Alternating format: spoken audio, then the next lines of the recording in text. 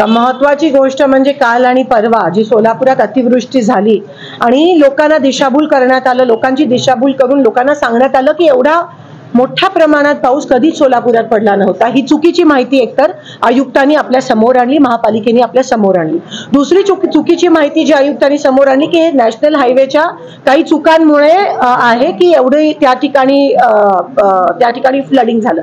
ही साफ चुकीची माहिती आयुक्तांनी रेकॉर्डवर आणली आहे। आपण एवढे वर्ष बघतो सोलापुरात पहिल्यांदाच एवढा पाऊस पडला असा नाही आहे। सोलापुरात या पद्धतीचा पाऊस अनेकदा पडलाय, पण एवढी वाईट परिस्थिती कधीच उद्भवली नव्हती।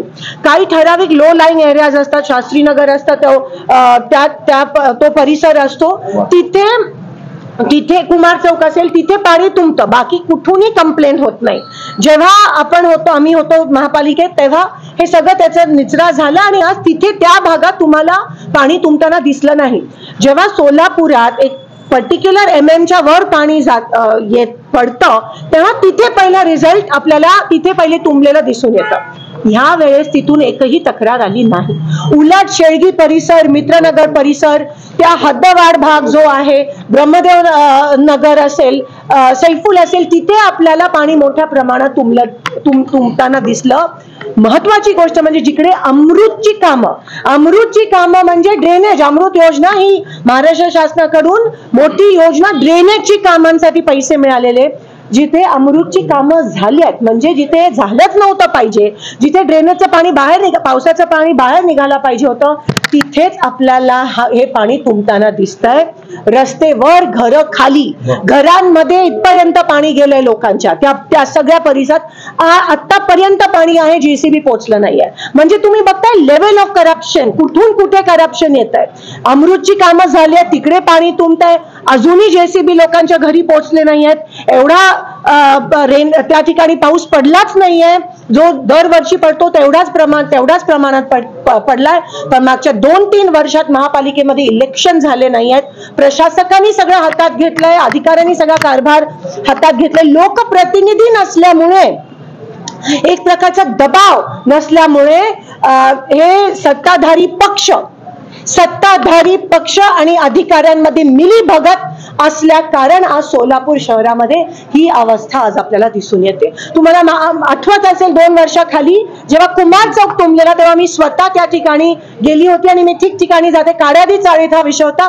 आज तुम्हाला ते होता दिसत नाही कारण तातडीने आम्ही ते काम हातात घेतो। आज इकडे फक्त फोटो सेशन केले जातात, आज इकडे जणू काय पालकमंत्री फक्त शहरासाठी आहेत असं। अतिवृष्टी गावात पण झाली आहे, गावात पण अतिवृष्टी झाली, तिथे नाही गेलेले आपल्याला दिसत आहे। आणि सत्ताधारी पक्ष आणि अधिकाऱ्यांमध्ये एक प्रकारचं खूप मोठं रॅकेट दिसून येते आणि भोगावं सर्वसामान्य सोलापूरकरांना लागतंय। आणि आता ठीक आहे, तुम्ही म्हणता ना पाणी आहे, एवढं पाणी जास्त प्रमाणात पाऊस पडलाय, ठीक आहे, जास्त प्रमाणात पाऊस पडलाय तर रोज पाणी द्या। आता ह्याच्यानंतर पाऊस थांबल्यानंतर तुम्हाला एका नळातून पिण्याच्या पाण्यामध्ये आळ्या आलेले पण दिसणार आहे, दूषित पाणी पण तुम्हाला या ठिकाणी दिसणार आहे। मी तुम्हाला लिहून देते। दुसरी गोष्ट एनकॅप हा केंद्र शासनाचा निधी असतो। सगळ्या लोकप्रतिनिधींना अक्रॉस पार्टी लाईन तिकडे भेदभाव करायचा नसतो। सगळ्या लोकप्रतिनिधींना विचारधीन घेऊन आमची यादी मागून मगच एनकॅपचं टेंडर प्रक्रिया झाली पाहिजे। इकडे काय दिसून येतं, माझं पत्र 21 जुलैला आयुक्तांकडे जातं, त्याच्यानंतर फोन जातो की माझी कामं का घेतली गेली, आणि माझी म्हणजे माझी वैयक्तिक कामं नाही आहेत, पूर्ण सोलापूर शहरामध्ये सुचवलेली रस्त्याची कामं आहेत, सुशोभीकरणाची कामं आहेत, ड्रेनेजची कामं आहेत, जी आमच्या सगळ्या नगरसेवकांकडून घेऊन कंपाईल केलेली यादी 21 जुलैला आयुक्तांच्या कार्यालयात पोहोचते। त्याचे इन्व्हर्ट पण साधा कॉर्पोरेशनने आम्हाला दिलं नाहीये। मी आयुक्तांना सांगते की आमची कामं दिलेली सुचवलेली घेतली गेली नाही आहेत, त्याच्यावर पण काही केलं गेलं नाही। 4 दिवसांनी घाई गडबडीत शनिवार रविवार असताना सुद्धा टेंडर प्रक्रिया पार पाडली, मुद्दामून आमची कामं डावळली गेली। आता रेकॉर्डवर येऊन आयुक्त म्हणतात की आम्ही जर घेतलेली कामं कट केली तर आम्ही अडचणीत येऊ। म्हणजे हा क्लिअर कट आरोप आहे भाजप आणि सत्ताधारीवर की हे प्रेशरनी ही कामं करण्यात आली आहे। आणि ठीक आहे, तुम्ही तुमची लिस्ट द्या, पण सांगण्यात आले की खासदारांनी जर यादी दिली तर त्याच्यावर लक्ष देऊ नका आणि ती एक पण काम घेऊ नका. हे सरासर आज दिसून येतंय. सोलापूरकरांचा केलेला हा अपमान आहे. आणि फक्त महापालिकेमध्ये जेव्हा लोकप्रतिनिधी नसतात आणि फक्त अधिकाऱ्यांवर सगळं दिलं जातं तेव्हा काय होतं, पूर्ण सिस्टीम कोलॅप्स होते आणि भोगावं सर्वसामान्य सोलापूरकरांना लागतं. हे दिसून येतं. एवढे वर्ष आम्ही पण सत्ता बघितली, पण एवढं गलिच्छ आणि एवढं खालच्या पातळीचं राजकारण हे कधीच झालं नव्हतं. एक नवीन लो ज्याला म्हणतात ते भाजपकडून आणि सत्ताधाऱ्यांकडून आपल्याला होताना दिसतंय. हा आमचा आरोप आहे. आणि आयुक्तांना आज आम्ही सांगितलं, जोपर्यंत एनकॅपची ती लिस्ट तुम्ही रिवाइज करत नाही, जोपर्यंत आम्ही दिलेली सोलापूरकरांसाठी रस्त्याची कामं असतील, इतर कामं असतील, जोपर्यंत तुम्ही घेत नाहीत तोपर्यंत आम्ही इथून हलणार नाही. त्यांनी शब्द दिलाय की मंगळवारपर्यंत रिवाइज लिस्ट करून आम्ही दिलेली सगळी कामं ते घेतील आणि आम्हाला कळवतील. अकोलवाड हे दोषी आहेत असं वाटतं? 100% सगळेच ह्याच्यामध्ये सगळ्यांचेच मिलीभगत आहे. कारण का प्रशासक हे 3-4 महिन्याखाली आलेले असतात, पण त्यांना सांगणं, त्यांना गाईड करणं, त्यांना पूर्णपणे शहराचा इतिहास देणं, काय करायला पाहिजे काय नाही करायला पाहिजे हे इकडचे स्थानिक अधिकारी करत असतात.